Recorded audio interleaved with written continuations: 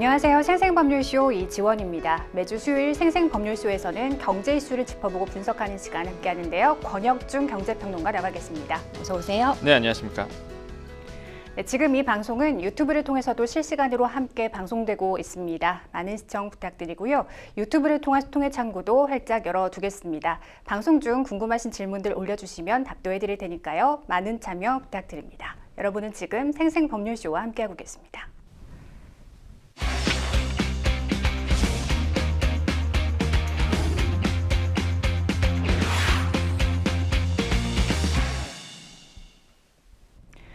지금 가장 핫한 경제 분야 이슈를 알아봅니다. 생생 키워드 시작하겠습니다. 첫 번째 키워드부터 만나보시죠. 통큰 투자. 현대자동차그룹이 오는 2028년까지 미국에 총 210억 달러, 우리 돈으로 약 31조 원을 투자할 계획이라고 발표했습니다. 미국의 상호관세 부과를 앞둔 현대차의 대응책으로 보이는데요. 평론가님, 이 정도 투자는 역대급 투자 아닙니까? 그렇죠. 역대급입니다. 과거에 이제는 현대자동차가 미국에 투자했던 그 금액보다 지금 이번에 4년 동안 31조 원 투자하겠다. 이 이슈가 더 큰 사실 투자액이거든요. 네. 그 정도로 현대자동차 입장에서는 통큰 투자를 결정했다. 이렇게 볼 수 있겠습니다. 투자 부분은요. 총 세 가지로 나눠집니다. 첫 번째로 자동차 영역에서의 투자인데요.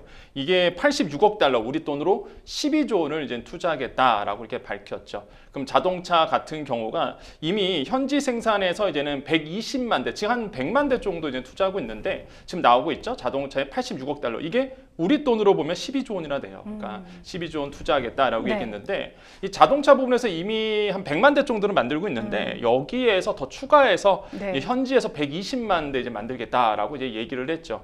지금 만들고 있는 게 엘라베마 공장에서 36만 대가 나오고 있고 그다음에 조지아 공장에서 34만 대. 이게 이미 다 공장이 있습니다. 그러다가 메타플랜트 아메리카 올해 이제는 들어가거든요. 이게 여기서 한 30만 대 정도. 그래서 한 총 120만 대 이상을 여기서 이제 뽑아낼 거라고 보고 있고 이게 이제 자동차 영역에서의 투자고요. 아까 나왔죠. 이제 두 번째가 물류, 그 다음에 우리가 뭐 부품, 철강인데 여기에서 이제 투자 금액이 61억 달러입니다. 우리 돈으로 8조 9천억 원이나 되죠. 지금 나오고 있죠. 61억 달러. 엄청난 금액이에요, 사실. 8조 9천억 원을 이제는 현지에 미국이 이제 투자하게 되는데 그럼 여기서 나오는 게 바로 이제는 현지에서 공급망이 다 미국에서 만들어진다는 거죠. 지금의 무역 구조는 그렇습니다. 우리나라에서 현대제철에서 이제 철강을 미국으로 이제 수출을 합니다. 그러면 현지에 있는 현대자동차 공장이 그거를 수입을 해서 네. 현지에서 이제는 자동차를 만드는데 이제 그게 깨진다는 거예요. 그게 아니라 현대제철이 아예 미국에서 지금 제철소 세운다고 발표를 했습니다. 이번에 같이. 그래서 지금 270만 톤의 제철소를 이제는 건립을 하겠다라고 트럼프 대통령 앞에서 얘기를 했거든요. 그러면 거기 안에서 아예 철강이 만들어지는 거고 네. 그 미국 안에서 만들어진 철강 가지고 미국 안에 있는 현대자동차가 자동차를 만드는 거죠. 이런 구조로 이제 간다는 거예요. 그래서 이게 엄청난 규모로 이제 투자가 이루어지는 거고 마지막 세 번째로 본다 그러면 미래산업과 에너지 부분에 대한 이제 투자를 밝혔습니다. 이 금액은요 63억 달러입니다. 우리 돈으로 9조 한 3천억 원 정도, 2천억 원 정도 되는데 63억 달러 밝혔어요. 그래서 총에서 31조 원입니다. 이게 그래서 엄청난 사실상 금액이 이제 투자가 되는 거고 그럼 여기서 이제 미래산업은 이거예요. AI라든지 로봇 이런 것들을 이제는 미국에서 특히 현대자동차 계열 중에서 로봇 회사가 있습니다. 현재 법인이 있는 게 바로 보스턴 다이내믹스라고 있는데 이 로봇 회사에서 또 미래산업을 이제 준비하겠다라는 거예요. 네. 뭐 한편으로 보면은 통큰 투자인데 또 한편으로 본다 그러면 우리나라 입장에서 보면 우리나라 일자리 많이 사라질 것 같다는 생각이 저는 많이 들어서 네. 한편으로는 참 아쉽게도 또 느껴지는 부분입니다. 네.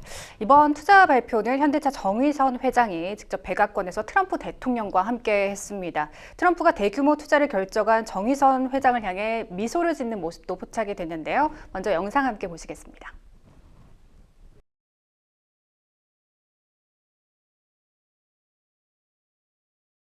Okay, we have a beautiful announcement to make. It's very exciting. Money is pouring in. We thought this was going to happen, and I said, if you get it signed up, we'll do it at the White House, and you got it all done. I'm proud of you. Not surprised. Executive Chairman of Hyundai Motor Group, Jung E-sun. Thank you very much. What a great honor. Mr. President, thank you for giving me this opportunity to speak here today, and thank you for the invitation. And today, I'm pleased to announce an additional $21 billion in a new investment over the next 4 years. We are really proud to stand with you and proud to build the future together. Thank you. Thank you very much. Hyundai will be producing steel in America and making its cars in America, and as a result, they'll not have to pay any tariffs. You know, there are no tariffs if you make your product in America, so. 네, 트럼프가 현대라고 정확하게 발음하는 것도 사실 인상적이에요. 보통은 현다이라고 하지 않습니까? 네. 그것도 인상적이고 아주 기분이 좋아 보입니다. 기분 좋죠. 왜냐하면 본인이 주장했던 사실상 이 관세 이슈로 인해서 본인이 의도한 대로 이제 글로벌 기업들이 미국으로 엄청난 투자를 이끌어냈으니까요. 이끌어내다 보니까 네. 당연히 본인의 이제 치적이라고 이제 볼 수가 있겠고 그러다 보니까 당연히 기뻐할 수밖에 없어요. 지금 뭐 트럼프 대통령 입장에서는 뭐 외국도 그렇고요. 내국 안에서도 트럼프 대통령에 대한 비판의 목소리가 많거든요. 네. 근데 그거를 또 일세 한 번에 잠재울 수 있는 엄청난 사실 투자 금액이잖아요. 그러다 보니까 이거를 자기의 치적으로서 이제 홍보하다 보니 미소가 지어질 수밖에 없는 거고 정의선 회장이 그런 얘기를 했습니다. 이제 앞으로 4년 동안 계속적으로 투자하겠다고 했는데 현대자동차가 미국에 이제 들어간 지가 1986년도에 처음 이제는 미국 현지 법인을 세워서 자동차를 이제 팔기 시작했는데 그때까지 그럼 86년부터 지금까지 투자된 금액이 한 29조 원 됩니다. 근데 지금 4년 동안 현대자동차가 31조 원을 쓴대요. 그동안 투자했던 거에 더 많은 금액을 그러니까요. 단기간에 네. 단 4년 동안에 더 많이 투자하겠다는 거죠.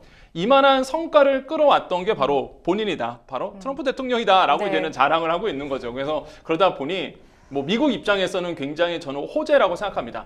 아까 우리가 자료 화면에도 나왔잖아요. 네. 이게 뭐 현대자동차는 말 그대로 이제는 뭐 관세 안 내도 된다. 근데 여기서 좀 여러분이 아셔야 되는 게 우리 이제는 조금 현대자동차를 아시는 분들은 네. 이제 이해가 되실 텐데 현대자동차 하면 자동차만 얘기하는 거 아니야? 그랬을 텐데 그렇지 않습니다. 현대라는 그룹이 많이 쪼개졌습니다. 그래서 현대 그룹이 있고요. 그다음에 현대자동차 그룹이 있습니다. 지금 정의성 회장이 이끌고 있는 게 바로 현대자동차 그룹이고 그 안에 계열사에 현대제철이 있는 거고요. 네. 사실상 현대의 이제는 네임은 현대자동차 그룹이라고 보셔야 돼요. 그럼 현대자동차 그룹이 거기서 철강을 만듭니다. 아까 트럼프 대통령이 얘기했잖아요. 미국에서 철강이 만들어지고 그 철강 가지고 현대자동차에 쓰인다. 그러므로 관세는 없다.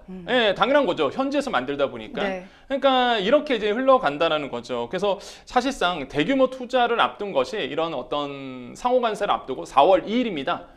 상호관세를 앞두고 현대자동차도 과감한 결단을 내렸고 미국 트럼프 대통령도 뭐 그에 대한 화답을 해줬다 이렇게 생각을 해봅니다. 네, 관세 이야기 더 해보겠습니다.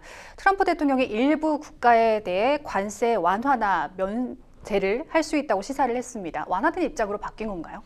그렇죠. 이게 사실상 그 상호관세가 4월 2일부터 시작을 합니다. 네. 그런데 베일에 쌓여 있어요 아직도. 이렇게 뭐 명확하게 어떻게 하겠다는 얘기 없는데 처음에는 이제 이렇게 얘기했죠. 트럼프 대통령이 면제는 없다. 아무도 빠져나갈 수 없다. 네. 이러면서 다 상호관세에 들어갈 거다 했는데 최근에 와서는 이제는 많은 부분 또 많은 나라들이 여기서 이제 조금 유예를 받을 수도 있고 네. 관세가 좀 낮아질 수 있다 이런 얘기를 또 했습니다. 그러다 보니까 네. 시장에서는 뭐야 왜 또 말이 달라져 이런 가능성을 열어둔 거니까. 열어둔 거죠. 네. 그래서 이런 부분들이 이제는 있다라는 거. 그래서 일단은 지금 현대자동차는 이런 상호관세에 앞서서 선제적으로 미국과의 조율을 거쳐서 이제 투자를 결정한 거고 결국에는 아마 상호관세가 뭐 현대자동차뿐만 아니라 다른 기업들에게도 큰 영향을 줄 수 있을 거다라고 저는 보고 있습니다. 그래서 트럼프 대통령이 그런 얘기를 해요. 만약에 우리가 상대 나라가 우리한테 관세를 책정한 듯이 우리도 똑같이 한다 그러면 그 나라는 버텨낼 수가 없다. 그 왜냐하면 너무나 높기 때문에 그래서 우리는 봐주는 거다 이런 표현을 쓰거든요. 야 나도 너희처럼 네. 똑같이 하면은 니네는 큰일 나잖아 망하잖아. 그러니까 조금 깎아줄게 조금 유예해줄게 이런 어떤 이유를 대면서 지금 약간 뉘앙스가 달라졌는데 트럼프 대통령의 어떤 전략이에요. 사실 트럼프 대통령이 어떤 그 화술이 되게 뛰어나잖아요. 그다음에 그 전략이 있습니다. 네, 어떤 완전 전략이 사업가적인 전략이 너무 뛰어난 것 같아요. 되게 뛰어나요. 네. 이게 어떻게 생각하냐면 트럼프 대통령이 1987년도에 쓴 자서전이 있습니다. 네. 이게 이름이 거래의 기술이라는 책인데 거기에 네. 지금 트럼프 대통령의 그 전략이 다 나와요. 뭐 거기에 보면은 이제 거래 원칙에 보면은요. 자신을 과시하라 이런 얘기를 합니다. 지금 트럼프 대통령 보시면 엄청나게 과시 잘하잖아요. 그러니까요. 나 이런 사람이다. 그래서 리더십을 이끌고 두 번째로 보면 선전을 활용하라 이런 얘기를 합니다. 트럼프 대통령이 뭐예요? 미디어를 활용하는 거죠. 요번에 정의선 회장 앞에 두고 그 다음에 관료들 앞에 두고 거기서 이제 발표를 하잖아요. 방송 앞에서 카메라 앞에서 그러니까 본인이 얘기했던 걸 그대로 또 잘 지켜요. 그러면서 어필을 하는 거죠. 야 봐라 관세 정책 하니까 이렇게 글로벌 기업들이 투자하지 않느냐 이렇게 이제 정당성, 당위성을 얹고 있고 또한 이 책에 의하면요 이런 얘기도 나옵니다. 강하게 반응하라 이런 얘기를 해요. 무슨 얘기냐? 나를 공격하면 숨죽이지 말고 받아쳐라 이런 얘기를 합니다. 트럼프 대통령 지금 상호관세 얘기, 관세 얘기하면은요 반대 얘기 나오잖아요. 그대로 받아치잖아요. 그러면서 막 논란을 일으킵니다. 그러니까 이런 게 트럼프 대통령의 전략의 기술인데 지금 트럼프 대통령이 그대로 하고 있어요. 그러니까 우리가 이런 걸 빨리 캐치해야 된다는 거죠. 아, 네. 저 사람은 저런 전략을 가지고 이렇게 대응하고 있구나. 그럼 우리도 그거에 맞춰서 이제 전략적인 대응을 할 필요가 있다라고 좀 말씀드리겠고 결국에는 아마 현대자동차가 이렇게 투자를 했으니 그 우리나라의 대표적인 기업들이 있잖아요. 뭐 삼성전자도 있고 SK하이닉스도 있는데 계속적으로 아마 투자가 이루어지지 않을까 이런 생각을 하고 있습니다. 네, 저는 좀 한편으로는 아쉬운 점이 외교가 아니라 너무 그런 좀 거래를 하려고 하는 네. 사업가적인 면모가 좀 다른 상대 국가로서는 좀 아쉽긴 합니다. 네. 방금 말씀해 주신 대로 이 상호관세 발표를 9일 앞두고 나온 현대차의 대규모 대미 투자 계획이 트럼프 대통령 취임 이후 한국 기업으로는 처음인데요. 다른 국내 기업들의 행보 어떻게 예상하십니까? 그렇죠. 저는 굉장히 상징적이라고 봐요. 네. 아까 말씀드렸지만 우리 아까 자료 화면 봤었잖아요. 정말 잘 준비하셨는데 그 정의선 회장이 트럼프 대통령 앞에서 이렇게 얘기를 하잖아요. 그것도 네. 백악관 앞에서 네. 그 독수리상 안에서 딱 얘기를 합니다. 그러니까 아까 앵커님 말씀하신 것처럼 최초의 일이에요. 사실 우리나라 기업인이 백악관 가서 투자 발표했던 게 과거에는 조 바이든 대통령이랑 있었습니다. 그거는 조 바이든 전 대통령이 우리나라에 와서 용산구에 있는 하얏트 호텔에서 거기서 이제 정의선 회장과 발표했던 거 그게 있었는데 그거는 백악관은 정말 그 의미가 상징적으로 그쵸. 너무 다르잖아요. 완전 다르죠. 네. 그러니까 정의선 회장이 아예 백악관을 가서 발표했잖아요. 그러니까 이런 거예요. 투자해라. 응? 니네가 투자하면 이렇게 세워줄게. 트럼프 대통령의 전략이죠. 엄청난 사실 뭐 반응을 일으킬 수 있는 부분이고 네. 이게 또 한편은 우리나라의 기업들에 대한 또 강한 압박으로 또 느껴질 수 있는 부분이다라고 저는 생각을 해봅니다. 그래서 일단 트럼프 대통령은 계속적으로 이제는 현대자동차를 뭐 아까도 잠깐 나왔지만은 뭐 아름다운 날이다 이런 얘기도 하면서 현대자동차는 대단한 기업이다 이렇게 이제 세워주는 모습들 이제 보여왔는데 이런 부분들이 전략적이라고 전 보고요. 이런 생각을 해봅니다. 어떤 생각이냐면 이게 우리나라는 왜 안 그럴까? 그러니까 사실 정치인들이 이렇게 기업인을 살려주는 모습, 길을 살려주는 모습, 저는 솔직히 우리나라에서 못 본 것 같아요. 다 대부분이 아마 구속이라든지 굉장히 좀 영화의 몸이 됐었던 부분이 있었는데 제 기억으로는 이렇게 무슨 진짜 뭐 백악관에서 막 정말 기 살려주듯이 우리나라 정치가 경제를 이렇게 기 살려줬던 점은 저는 없었던 것 같거든요. 근데 미국은 다르다는 거죠. 미국은 이렇게 과감하게 투자를 하고 돈을 쓴다 그러면 완전히 이게 기를 살려주는 분위기잖아요. 저는 이런 점은 굉장히 좀 부럽다. 근데 한편으로는 아까 말씀드린 것처럼 31조 원에 대한 4년 동안의 투자. 그럼 그만큼 우리나라에 대한 투자가 줄 수밖에 없습니다. 네. 그래서 저는 이게 좀 걱정스럽긴 해요. 그러면 그만큼의 우리나라의 투자 비용이 작아질 거고 우리나라의 또 일자리가 또 사라지지 않을까라는 좀 생각은 갖고 있으나 일단 이미 투자를 발표했고 좋은 시그널, 좋은 어떤 분위기가 계속적으로 이뤄지기를 좀 희망해 보겠습니다. 좀 다른 기업에도 좀 긍정적인 신호탄이 될 것이다 이렇게 보시는 거죠. 맞습니다. 네. 다른 기업들도 한편으로는 이제 압력으로 다가올 수도 있고요. 네. 한편으로는 과감한 투자를 통해서 관세를 피해갈 수 있는 길이 좀 열렸다 이렇게 평가를 해봅니다. 네, 이어서 다음 생생 키워드 만나볼까요? 달러 강세, 네, 원달러 환율이 다시 오르고 있습니다. 어제 기준으로 원달러 환율이 약 50일 만에 장중 1,470원대를 넘겼습니다. 개장 직후부터 오르더니 결국 1,470원 선을 터치를 했는데요. 이렇게 또다시 환율이 오르는 이유는 무엇일까요? 와, 정말 저 환율 보면서 네. 이제 깜짝깜짝 놀랍니다. 정말로 이제 말씀하신 것처럼 장중 1,470원을 돌파했었고 어제 3시 반 종가로 본다 그러면 외환시장에서의 1,469원 20전으로 이제 끝났거든요. 네. 그러니까 사실상 거의 1,470원까지 온 거예요, 사실 종가 기준으로도. 그래서 또 계속적으로 이제 환율이 오르고 있는데 이 이유는 두 가지입니다. 대외적인 변수와 이제 대내적인 변수가 있는데 일단 대외적인 거시환경을 본다 그러면 이 관세 이슈 때문에 그래요. 이제 관세 이슈 때문에 불확실성이 높아지면서 이런 신흥국 중심으로 통화 약세가 일어나고 있습니다. 특히 우리나라 같은 경우가 워낙 약세가 계속적으로 일어나고 있다라는 거죠. 그러다 보니까 당연히 이제 환율이 오를 수밖에 없고 요거는 이제 대외적인 변수고요. 대내적인 변수는 당연히 불안합니다. 뭐가 불안할까요? 정치가 정치적인 불안합니다. 불확실성. 네. 그러다 보니까 외국인 투자자들이 투자를 안 하죠. 그렇죠. 외국인 투자자들이 달러 싸들고 오면 당연히 워낙 강세가 됩니다. 환율이 안정이 되겠죠. 근데 지금은 정치적으로 너무 불안하다 보니까 당연히 외국인들이 약간 머뭇거리는 모습들이 있습니다. 네. 약간 일단 지켜보고 가겠다. 그러다 보니 사실 달러가 안 들어오잖아요. 달러 와갖고 원화로 바꿔줘야 되는데 사실 그런 분위기가 없다 보니 이런 정치적 리스크, 대내적인 리스크 때문에 이제 환율이 갑자기 또 폭등하게 되는 이런 모습들이 느껴진다는 거죠. 당분간 계속 이어지지 않을까 이런 모습들이. 그래서 일단은 중요한 이번 주가요. 사실 정치적으로 보면 굉장히 중요한 판결을 앞두고 있잖아요. 맞습니다. 그러니까 이 판결에 의해서 이제 환율의 안정이 되느냐 아니면은 더 불안감에 증폭이 되면서 오르느냐 이 기로에 저는 지금 서 있다고 생각을 해요. 그래서 네. 단순히 정치적 리스크에 끝나는 게 아니라 이게 우리나라의 경제 리스크까지도 옮겨가고 있다라는 점 꼭 기억하시길 바라겠습니다. 네, 윤 대통령 탄핵 심판 선고 기일 만약 이번 주가 되려면 오늘 안에 헌재 발표가 있어야 되는데 아직도 좀 불확실한 상황이고 4월로까지 좀 미뤄질 수도 있는 상황이고요. 또 4월 2일부터 발효되는 미국의 상호 관세 부과 등등 이렇게 대내 변수들이 단기간에 해소되기는 어려울 것 같습니다. 이렇게 달러 강세가 지속되면 또 상당히 우리 기업으로서는 좀 어려운 점이 많지 않겠습니까? 그렇죠. 일단 뭐 장단점은 있어요. 이렇게 환율이 오른다 그러면 뭐 수출하는 기업 입장에서는 좋죠. 달러 받는 입장에서는 좋습니다.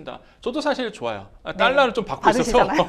그래서 갑자기 더 많이 들어오니까 사실 이런 점은 좋겠죠. 그래서 수출 기업 중심으로는 사실 이제 수익성이 좋아지다 보니 네. 좋겠지만은 하지만 수출 기업도 마찬가지로 원자재 수입하잖아요. 맞습니다. 이게 상세 효과가 일어납니다. 그래서 결코 이렇게 환율이 급등하는 거는 옳지 않다라고 좀 말씀을 드리겠고요. 일단 당분간은 환율이 계속 오를 수밖에 없다. 그래서 지금 일각에서는 이런 얘기를 합니다. 1,475원까지 열어놔야 된다, 환율이. 그래서 지금 1,469원이잖아요. 75원까지 지금 열어놓고 있는 상태입니다. 그런 이유는 아까 말씀드렸죠. 정치적 리스크가 계속적으로 이어지는 한 이 불안감 때문에 이제 투자가 늘어나지 않고 외국인들이 이제 떠날 수 있다라는 게 기본적인 이유겠고요. 지금 또 하나가 마찬가지입니다. 다른 리서치 보고서를 보더라도 정치적 리스크를 가장 크게 지금 뽑고 있는 부분이 있어요. 그래서 지금 이제 우리 환율에 영향을 미칠 수 있는 게 다양한 요소라는 거죠. 또 하나가 지금 단기적으로 본다 그러면 우리나라 환율에 영향을 미치는 게 이번 주에 또 있습니다. 물론 정치적 리스크도 있지만은 일단 목요일에 4분기 미국의 4분기 GDP의 확정치가 나옵니다. 네. 이게 이제 성장률 확정치가 나오는데 이전까지 본다 그러면 속보치, 잠정치, 확정치 이렇게 이제 순서대로 가는데요. 이제 속보치, 잠정치까지 나왔단 말이에요. 이제 이번에 확정치까지 나오는데 예상과 부합한다. 그러면은 사실상 뭐 이대로 흘러가는 거고 예상과 부합하지 않고 사실상 이제는 만약에 미국 경기가 둔화되는 모습이 나온다라고 본다 그러면 조금 환율이 안전될 가능성도 없지 않아 있다. 이렇게 좀 보시면 되겠습니다. 또 한 가지 이제는 실업수당 청구 건수가 이번에 또 미국에서 발표가 돼요. 목요일에. 그래서 미국의 고용 지표도 볼 수 있겠고 이게 또 우리나라 환율에 영향을 줄 수도 있고요. 금요일 날 같은 경우에는 2월 개인 소비 지출이죠. PCE 지수가 나옵니다. 연준에서 가장 선호하는 물가 지표고요. 개인 소비 지출이 발표되고 나서 이제 금리의 향보도 알 수 있기 때문에 이런 것도 이제는 우리나라 환율에 단기적으로 영향을 줄 수 있는 소재라고 생각을 해보겠습니다. 네, 말씀 주신 것처럼 정치적 안정이 전제가 돼야 경제적 불확실성이 다소 좀 해소가 될 수 있는 만큼 당분간 이런 환율 강세 추세가 지속될 것 같습니다. 이어서 다음 생생 키워드 만나보시죠. 프로젝트 한강. 다음 달부터 10만 명의 국민이 참여하는 중앙은행 디지털 화폐 테스트가 시작됩니다. 이게 그러니까 한국은행이 오랜 기간 준비해온 디지털 화폐라고 하는데요. 정확히 어떤 건가요? 네, 이게 2020년부터 한국은행이 준비했던 프로젝트입니다. 네. 소설가 한강이 아니라 디지털 화폐 프로젝트인데요. 그래서 네. 프로젝트 한강이라고 지금 부르고 있습니다. 이게 예금 토큰이라고 이제 보시면 되겠는데요. 그러니까 이게 좀 우리 젊은 친구들은 가상화폐 투자하신 분들 같은 경우는 조금 이해하기 빠를 텐데 네. 가상화폐를 한 번도 안 해보신 분들 좀 이해하기 어려울 수는 있습니다. 자, 지금 이제는 친절하게 좀 설명을 해드릴게요. 예금 토큰 프로젝트 한강은요, 일단 첫 번째로 뭐냐 그러면 내가 가지고 있는 돈을요, 이 전자지갑을 개설해서 넣어놓습니다. 한마디로 참가은행 지정 앱, 시중은행이죠. 앱을 통해서 전자지갑을 일단 개설하게 됩니다. 여기서 보면요, 7개 은행입니다. KB국민은행, 신한하나에서 시중은행 다 들어가 있고요. 그런 다음에 본인의 그 계좌가 있을 거예요. 그 계좌 예금을요, 예금 토큰, 그러니까 디지털로 바꾸게 됩니다. 그래서 이제 예금 토큰으로 전환하게 되고 이게 이제 보유 한도가 100만 원. 테스트 기간 중 전환 한도는 500만 원인데 요걸 또 잘 이해를 못 하신 분 계시더라고요. 보유 한도는 100만 원입니다. 그럼 내가 100만 원을 그 사이에 다 썼어요. 그럼 다시 한번 채울 수 있어요. 다시 한번 계속 채웁니다. 그게 500만 원을 넘어가지 못하도록 해놓은 거예요. 그래서 전환 한도가 이제 500만 원까지 돼 있고요. 어차피 테스트 기간이니까.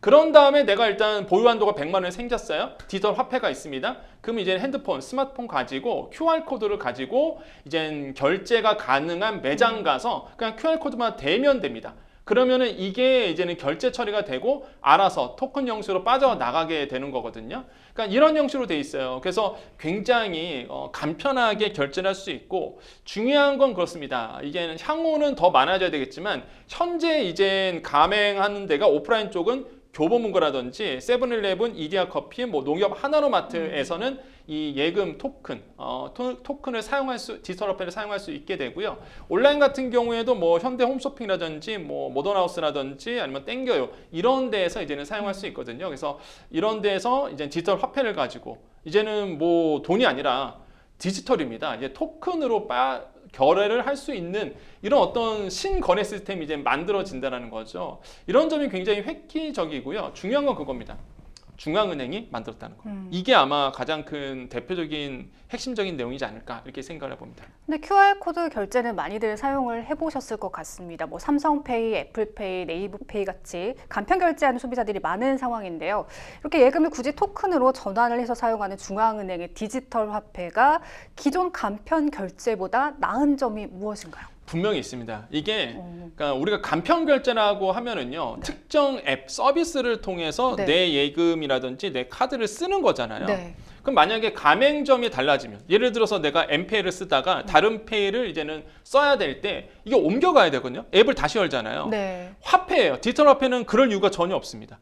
그냥 화폐다 보니까 우리가 그냥 예금 이체하듯이 뭐 어느 곳에나 다 쓸 수 있는 거예요. 그래서 이거를 조금 명확하게 이제 차이점을 말씀드릴 텐데 네. 첫 번째로 QR코드로 결제하는 것, 이거는 기존에 있는 간편 결제나 디지털 화폐나 둘 다 됩니다. 둘 다 어차피 QR코드 되면 결제가 다 되죠. 이건 똑같아요. 근데 차이점이 뭐냐?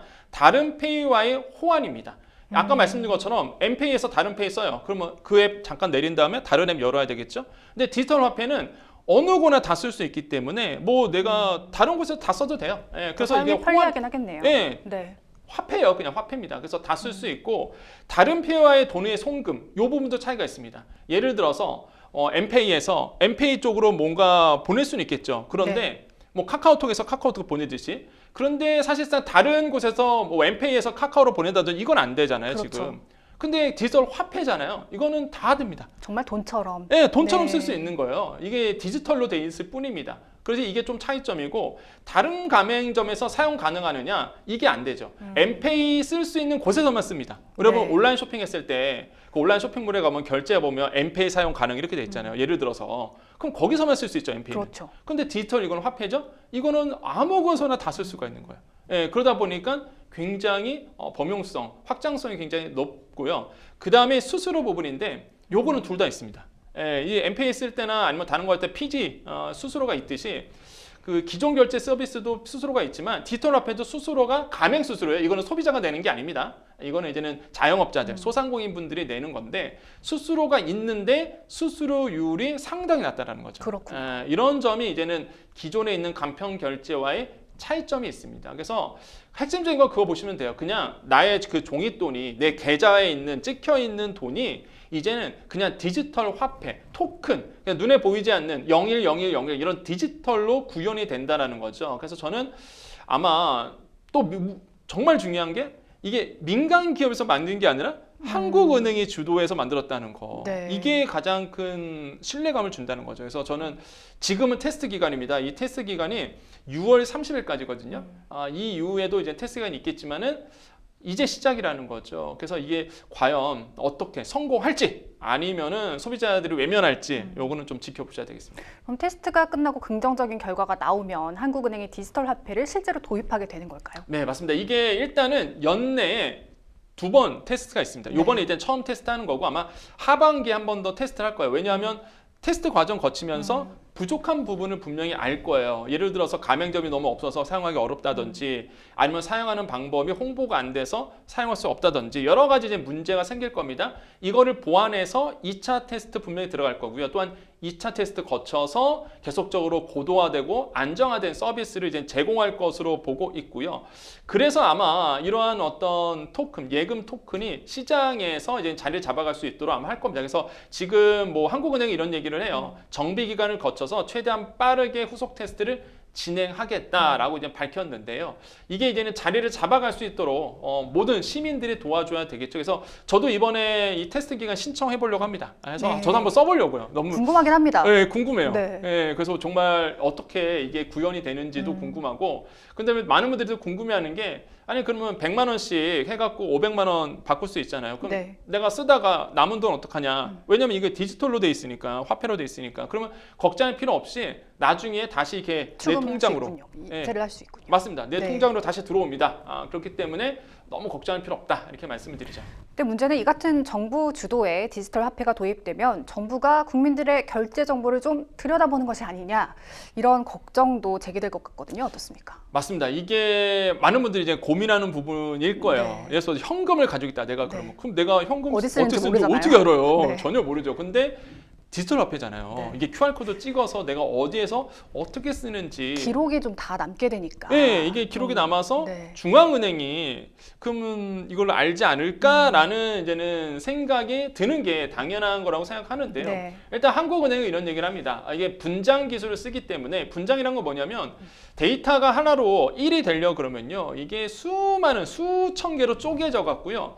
모든 사람들이 데이터를 가지고 있어요. 그러면 그 데이터를 다 해킹할 수가 없잖아요. 네. 그래서 분장 기술, 이제 블록체인 기술은 해킹이 어렵다는 게 그런 이유인데 이 디지털 화폐도 분장 기술을 사용하기 때문에 중앙은행이 이거를 다 알 수가 없다라고 얘기는 하고는 있습니다. 그래서 지금 이제는 한국은행 공식적인 입장이지만 그래도 이제 일반 소비자 입장에서는 현금 좋아하시는 분들에게는 아마 조금 거부감이 일어날 수밖에 없는 부분이라고 좀 생각을 해보겠고 이런 고민을 아마 해보셔야 될 것 같아요. 어떤 거냐면 지금이야 우리가 현찰을 쓰지만은 네. 미래 산업에 모든 화폐가 만약에 디지털 화폐로 바뀐다.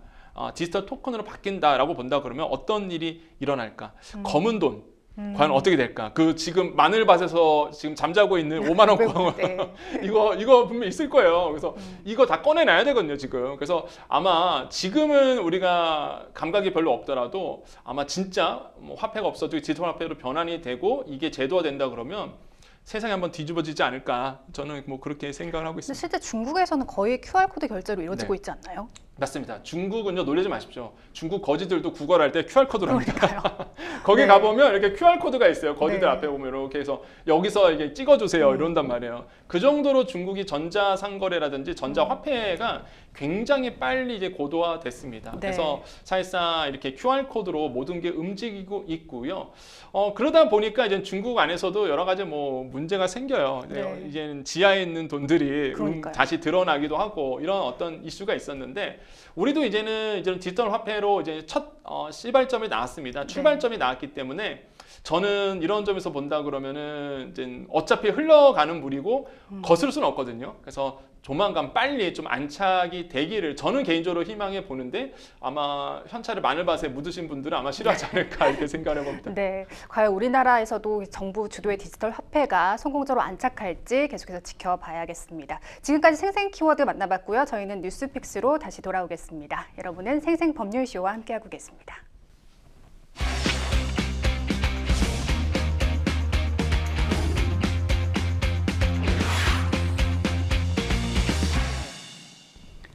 분야별 가장 핫한 소식을 집중 분석해보는 시간 뉴스픽스 시작하겠습니다. 매주 수요일 경제 분야 주요 이슈들을 짚어보고 있는데요. 오늘 만나볼 첫 번째 주제는 토어제 재지정 오락가락 정책의 수요자들 혼선입니다.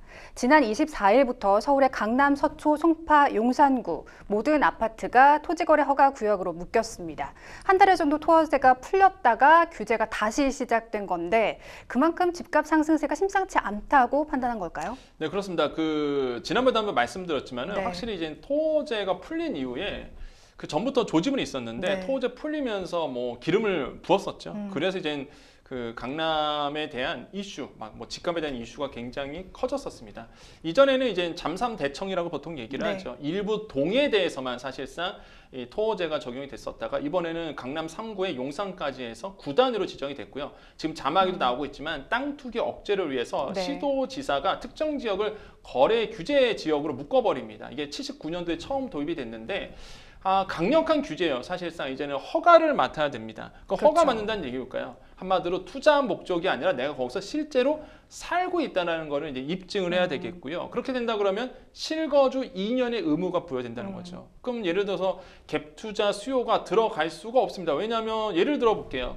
지방에 돈이 많습니다. 난 지방에 살고 있는데 돈이 너무 많아. 그래서 나는 투자 가치로 강남 쪽에 집을 사놔야 돼. 근데 토어제로 딱 지금 재지정됐잖아요. 그럼 일단 내가 가서 살아야 됩니다. 불가능하잖아요. 나의 모든 생활은 지금 지방에 있는데.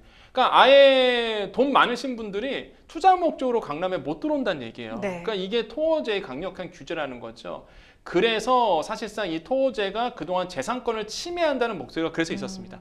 이게 풀렸어요. 갑자기 아파트가 뜹니다. 그래서 이제 서울시와 그다음에 정부가 이번에 이제는 강남 3구 플러스 용산구까지 해서 이제 토어제를 재지정을 했고요. 그렇게 된다 그러면 규제 3종 규제가 다 들어옵니다. 토어제 들어가죠. 그다음에 사실상 투기과열지구 다 들어가죠. 네. 조정지구 다 들어가죠. 그래서 사실상 강남 3구와 용산구는 투자 목적으로는 지금 거의 들어갈 수가 없는 꽝꽝 묶어놨다 이렇게 보시면 되겠습니다. 네, 이제 토지 거래 허가제라고 하니까 토지만이냐 이렇게 생각하기 쉬운데 아파트를 포함한 토지 거래 시 지자체장의 허가를 얻는 제도입니다.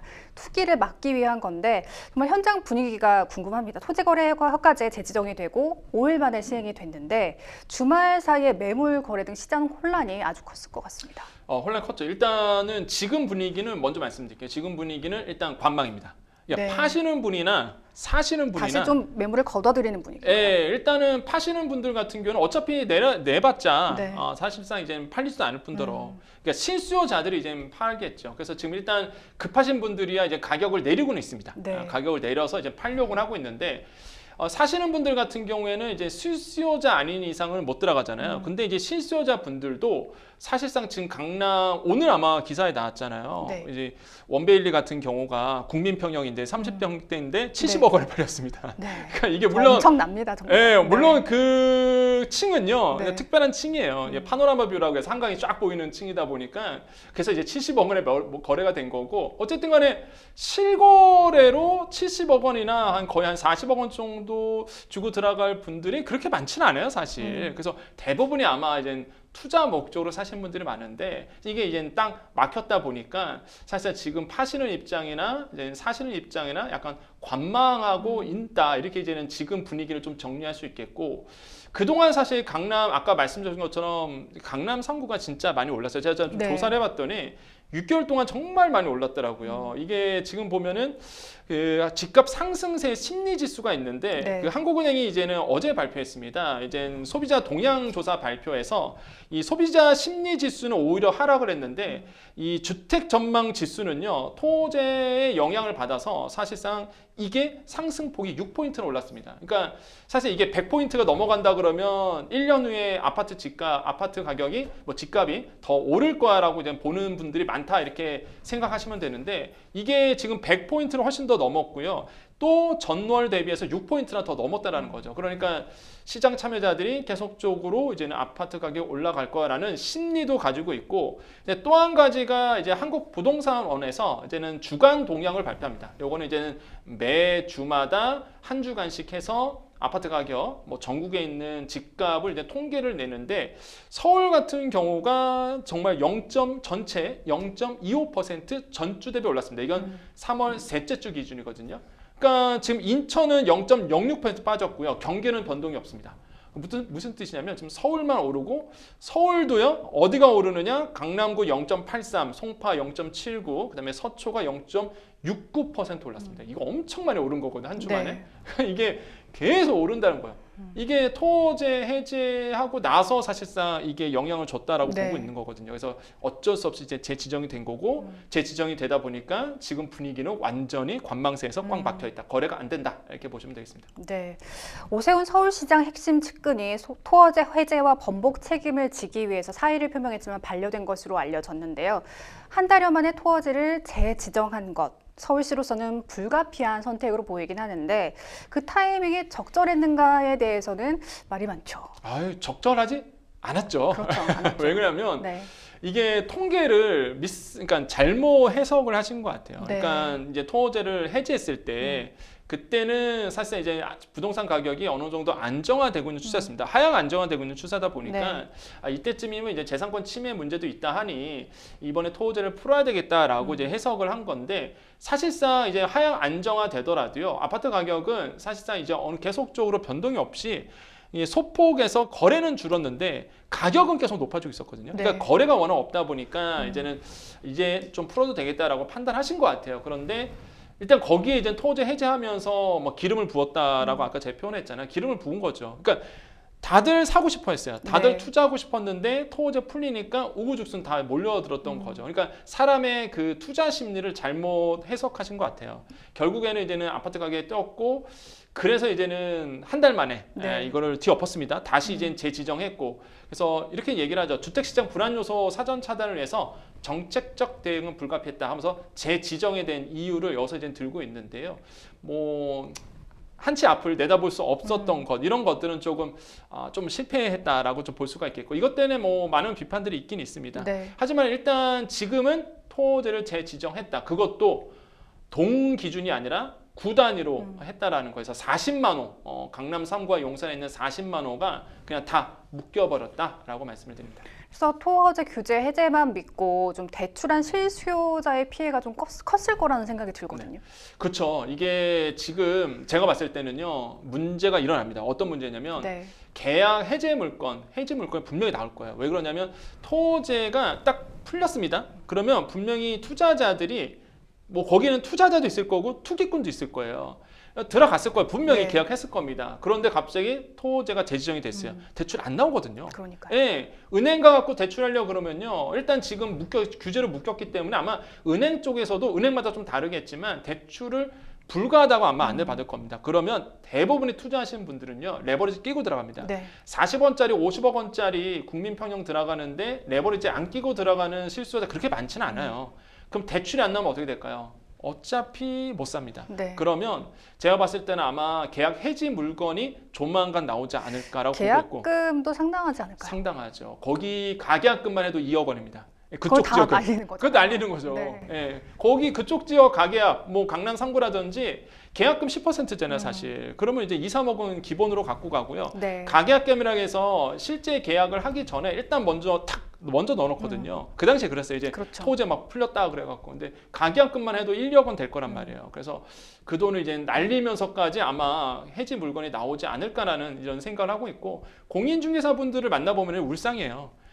겨우겨우 계약 체결해서 이제는 스스로 해놨는데. 가져갔는데 이게 갑자기 파토 나버리면은 사실상 이제는 해지가 그렇죠. 되면은 파기가 되면은 수수료를 못 갖고 하시니까 그러니까요. 공인중개사분도 지금 전전긍긍하고 있다라고 보시면 되겠고, 그래서 이런 문제들이 지금 부작용들이 일어날 수밖에 없다라고 생각을 해봅니다. 네, 이번에 토어제가 재지정되면서 구역 범위가 확대가 됐습니다. 그러다 보니까 업계에서는 이 재지정의 기준이 모호하다는 지적이 나오고 있습니다. 성동구도 용산구와 비슷한 집값 상승폭을 보이고 있고, 집값 상승세가 두드러지는 경기도 과천은 어떤 제약도 없다는 점에서 좀 형평성 논란이 불거지고 있죠. 맞습니다. 이게 형평성 논란 맞아요. 네. 왜 그러냐면 여러분 보세요. 저는 정말 좋은 땅이 성수동이라고 좀 생각을 해보는데, 아무튼간에 이게 강 하나 건너면 성동구거든요, 사실상. 네. 이 성동구 같은 경우가 지금 0.94% 올랐습니다. 아까 주간 동향 말씀드렸잖아요. 근데 한 주간에 3월 셋째 주 기준입니다. 전주 대비해서 0.94% 올랐는데 용산구가 0.97% 올랐어요. 거의 비슷해요, 오른 게. 그런데 용산구는 토호제로 됐고 사실상 그 성동구는 옆에 아니죠. 있는 성동구는 아니란 말이에요. 네. 그러면 지금 많은 분들이 어떻게 하느냐? 그러면은 이제는 말 그대로 마용성이라고 보통 얘기합니다. 그러니까 마용성에서 용산 빼고 성동구라든지 아니면은 뭐 마포 이쪽에서 이제는 풍선 효과가 일어날 수밖에 없는 거예요. 왜 거기는 계속 오르는 지금 분위기입니다. 그래서 그러면은 마포구도 지정하고 성동구도 지정해야지 왜 여긴 뺐어? 이렇게 이제는 목소리가 나올 수밖에 없고, 네. 특히 과천을 뽑아요. 과천은 아시겠지만 정말로 강남 준 강남 이렇게 표현하잖아요. 네. 아파트 단지 좋죠, 학구열 좋죠. 그러다 보니까 인기가 정말 많은데 이 과천 같은 경우가 아파트 상승폭이 2.59%입니다. 이게 폭만 보면 올해 들어와서 이 정도 올랐거든요. 사실상 들어오면은 송파구가 올해 들어왔고 3.64% 올랐고요. 서초구도 2.52% 올랐는데 거의 비슷하게 올랐어요. 근데 과천시는 빠져 있잖아요. 그러니까 형평성 문제가 일어날 수밖에 없다라는 거죠. 그래서 지금 시장에서는 그럼 묶으려면 다 묶어라. 이런 얘기가 나와요. 그래서 지금 아까 자막에도 나왔지만은 마용성 중심으로 지금 풍성 효과가 일어날 수도 있다라는 얘기가 지금 이제 나오고는 있다. 근데 그런 풍선 효과가 일어나면 그 부작용은 어떤 점을 좀 생각해 볼 수 있을까요? 일단은 집값 전체가 들썩일 수밖에 없습니다. 네. 일단은 강남 상구와 용산구는 묶였고, 만약에 이제는 마포구와 성동구가 오르게 되면 일단 거기에 오르잖아요. 그럼 그게 외곽으로 점점 더 번진다는 거죠. 네. 그러니까 지금은 저는 그런 표현을 써요. 일극화다라는 표현을 씁니다. 일극화는 강남 상구. 네. 여기만 오르는데 만약에 지금 풍선 효과가 일어난다 그러면 이제 일극화가 아니라 우리가 흔히 쓰고 있는 양극화가 되는 거죠. 서울 중심 지역 거기에서 이제 외곽까지, 서울 외곽, 뭐 강서구 아니면 금광구부터 시작해갖고 뭐 이런 데까지나 더 번질 가능성, 그래서 점차적으로 확산될 가능성은 없지 않아 있다라고 보는데, 근데 중요한 건 그겁니다. 대출 규제가 만약에 풀린다 그러면 이거는 진짜 현실화되고요. 네. 만약에 대출 규제가 이대로 묶여 있다 그러면 제가 봤을 때는 그렇게까지 효과는 이렇게 풍선 효과가 일어나지 않을 거예요. 왜냐하면 대부분의 이제 마포 쪽이라든지 아니면 서울 외곽 지역은 대부분이 물론 뭐 투자수요도 있겠지만은 실수요자가 좀 많습니다. 한마디로 내가 이제는 레버리지 좀 얻어서 갈아타기 하는 수요가 네네. 있거든요. 대출이 안 나오면 사실상 못 들어가세요. 대부분이. 그러다 보니까 대출 규제가 만약에 풀린다. 지금 이제 스텔스 DSR 3단계를 앞두고 있는데 시장에서 갑자기 정부가 부동산 경기가 안 좋으니까 이거 뒤로 미루겠다 그러면 아마 풍선 효과는 더 커집니다. 풍선에 바람 넣는 거죠, 진짜. 근데 만약에 계획대로, 예상대로, 시장의 예측대로, 짜진 대로 만약에 스텔스 DSR 3단계가 적용이 되고 은행들도 대출 규제를 계속 이어진다 그러면 아마 풍선 효과는 그렇게 크게 일어나진 않을 거라고 보고 있습니다. 그래서 지금 굉장히 중요한 시기에 있다는 거예요. 그래서 지금 여러분 보셔야 되는 게 금리 인하 분위기, 그다음에 은행들의 이제 대출 상환, 대출 규제가 어느 정도 지금 이루어지는지 요거를 이제 잘 보시고요. 은행 가서 물어보시면 돼요. 대출 이자 내렸나요? 물어보시면 됩니다. 지금 안 내렸어요. 대출 이자 아직 안 내렸습니다. 근데 만약에 점점 내려갈 거예요, 이런 얘기 있으면 그러면 이제는 레버리지를 해서 지렛대 삼아서 대출 얻어서 이제 마용성이라든지 아니면 다른 쪽으로 투자하시는 분들이 늘어나겠구나, 이렇게 좀 힌트를 얻어가시면 도움이 될 것 같습니다. 네, 말씀해주신 대로 정부가 향후 규제 지역을 확대할 경우 대출에도 좀 차질이 빚어질 수 있다는 걱정도 나오고 있습니다. 그렇다면 주택을 매수하거나 매도할 계획이 있으신 분들은 어떻게 하면 좋을까요? 저는 일단은 관망하시라고 좀 말씀드려요. 네. 왜냐하면 지금 거래가 많이 없습니다. 그다음에 가격만 뛰는 형국이거든요. 그래서 만약에 이게 수요가 좀 달라요. 내가 네. 실수요자냐, 아니면은 투자자냐, 아니면은 내가 아이들 학군을 위해서 내가 갈아타기를 해야 되는 상황이냐에 따라서 좀 니즈가 다르실 텐데 일단 저는 일단 서울 지역만 본다 그러면 일단은 관망하시라. 일단 지켜보시라고 좀 말씀드리겠고 만약에 이제는 내가 투자 목적으로 들어간다 그러면 일단 지금이라도 저는 뭐 서울에 있는 지금 토지가 지정되지 않는 곳 이런 쪽에서 이제는 보시는 것도 나쁘지 않다라고 보는데요. 일단 저는 다시 한번 말씀드리지만은 뭐 투기를 하시면 안 된다라는 거. 네. 그러니까 과도한 레버리지 대출을 얻어서 투기 수요로 들어간다는 거는 결코 좋은 현상도 아니고요. 그게 오히려 부동산 시장에 악영향을 주다 보니까 그러지 않으셨으면 좋겠다라는 생각을 해봅니다. 그래서 다시 한번 말씀드리지만 투자는 본인 책임이다. 이거 뭐 투자해서 실패했다고 해서 아파트가 갑자기 떨어졌다고 해서 뭐 정부 보러 뭐 살려달라고 그럴 필요가 전혀 없다라는 네. 거죠. 그러시면 안 되고 그리고 도와줄 필요도 없고 그런 분들은 그래서 이런 점들은 꼭 체크를 하셔야 되겠습니다. 네, 부동산 시장마저 불확실성이 커진 상황입니다. 좀 정책이 일관성 있게 실행이 돼야 되는데 너무 성급했던 것 같습니다. 뉴스픽스 두 번째 주제로 넘어가 보겠습니다. 두 번째 주제는요. 작년 보험사 순이익 14조 원 돌파 사상 최대입니다. 지난해 보험사들이 순이익 14조 원을 넘기며 사상 최대 실적을 경신했습니다. 업황이 좀 어려운 걸로 알고 있었는데 이렇게 높은 실적을 낼 수 있었던 이유는 어디에 있을까요? 네, 그렇습니다. 이게 보험사들이 이제 순이익이 굉장히 점점 이제 높아지고 있는데 네. 사실상 보험을 팔아서 나오는 순이익은 그렇게 재미를 못 봤어요. 그런데 대부분이 있는 적립금 가지고 네. 투자를 한단 말이에요. 네. 보험사들도. 그래서 배당이라든지 이자 수익이 좀 늘어나다 보니까 최대 영업이익을 좀 누리고 있다라 보시면 되겠는데 지금 14조 원이 넘어섰습니다. 생명보험사 쪽으로 가볼게요. 이제 생명보험은 보통 우리가 인보험이라고 보통 얘기하죠. 사람을 대상으로 합니다. 그래서 생명보험사 같은 경우가 2024년도로 본다 그러면 당기순이익이 5조 6천억 원 정도 이렇게 나오고 있죠. 그래서 이렇게 보시면은 나오고 손해보험사 그래서 다치면 받는 돈 이렇게 좀 보시면 되는데 손해보험 같은 경우에도 8조 5천억 원 정도의 이제 당기 순이익을 얻었습니다. 그래서 총 합쳐서 14조 원이나 되는 이제 당기 순이익을 얻었다라고 네. 이제 보시면 되는데요. 증감률을 본다 그러면 생명보험사가 7% 이제는 증가가 됐죠. 그래서 순이익이 그래서 이렇게 보시면 되고 손해보험사도 한 3.1% 더 증가가 됐습니다. 그래서 계속적으로 보험사들은 이렇게 순이익을 보고 있는데 그런 이유는 역시나 이자 수익이라든지 배당에서 굉장히 좀 개선됐기 때문에 이런 점에서 아마 수익을 얻어가지 않았을까 이렇게 보고 있습니다. 네. 근데 또 금리 하락과 할인율 현실화 등으로 보험 부채가 늘면서 자기 자본은 16% 정도 급감했다고 하거든요. 근데 투자 소득이 크게 개선되면서 이렇게 나왔던 거군요. 근데 지금 금리 하락기입니다. 그리고 보험사가 나중에 고객에게 줄 돈, 그러니까 부채를 더 많이 계산해야 하는데요. 이 보험사가 수익 확대를 좀 장담할 수는 없지 않습니까? 그렇죠. 이제 보험사 같은 경우에도 사실 불확실성이 굉장히 커요. 네. 뭐 이미 말씀드렸다시피 사실상 이제 많은 분들이 보험에 대한 다른 생각을 갖고 있는 분들이 굉장히 많습니다. 생명보험도 그렇고 손해보험도 그런데요.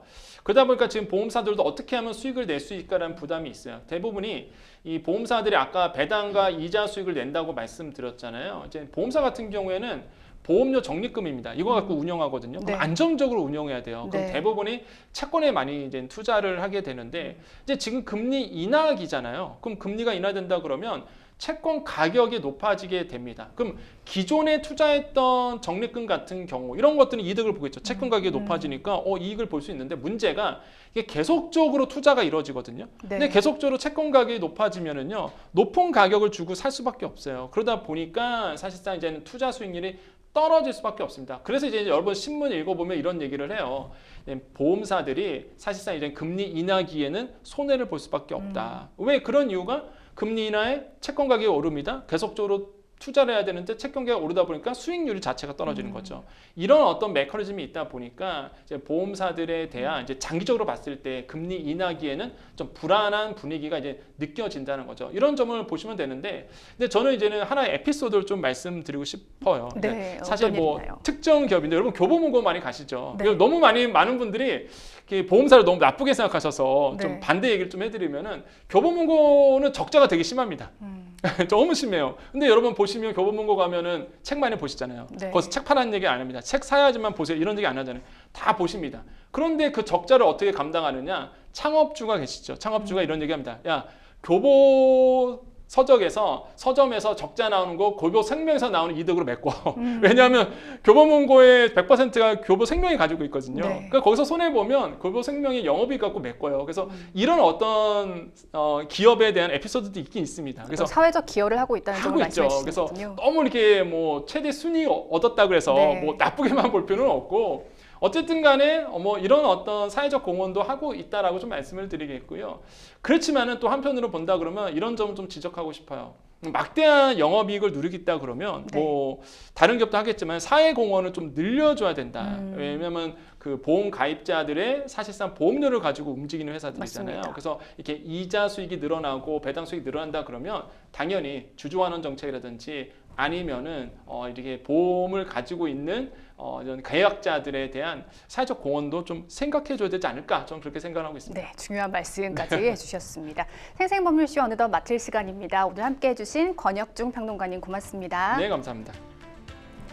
네, 생생법률쇼 오늘 준비한 내용은 여기까지입니다. 오늘 시청해 주신 여러분 고맙습니다.